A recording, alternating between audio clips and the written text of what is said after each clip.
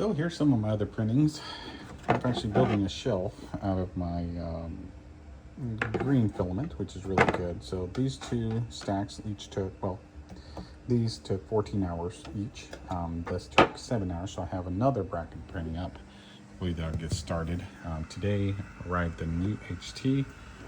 So the filament doesn't sit on the outside, which I had on the spool over there. Some of the very important things that I've learned so far having a 3D printer is making sure that when you're choosing a print up is that you choose your specific printer, because what happens is Bambu has a pretty easy program to use, but if you're choosing things to download, print, or even modify, is that you choose the correct printer. Because if you choose anything, it goes by the other different 3D printers that came before it. And they're all connected in the same programs, and it's connected to the same setups, but the plates are different size, and of course the spools themselves that feed the filament through makes it a little bit harder for it to realign everything, which makes sense. Me not knowing, not checking, because I'm excited not to start to press buttons, makes it even harder to just throw things around. So when I'm printing things up, like I said, my dad bought Batman, then I printed up my other Batman. So all of them have been pretty good print ups.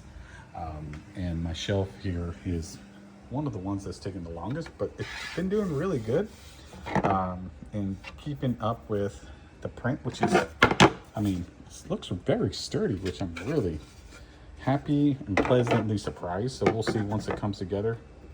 Again, this took 14 hours each.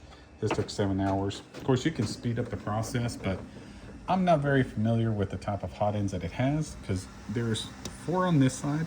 There's 2 already connected, and so it switches between these hot ends right here to feed through the different types of filaments.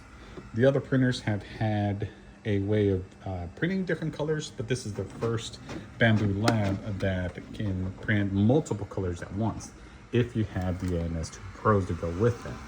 Now, I did have the black hanging from the side, but I noticed that because it does get humid down here in my basement, that it sometimes would happen, it got a little stringy when it got on the hotbed, when it was printing everything out. But that's part of the learning process, and that's what I enjoy most about this new little hobby that I picked up for fun, mostly because, you know, Owen's 3D toy broke and I wanted to get him another one, but I thought it was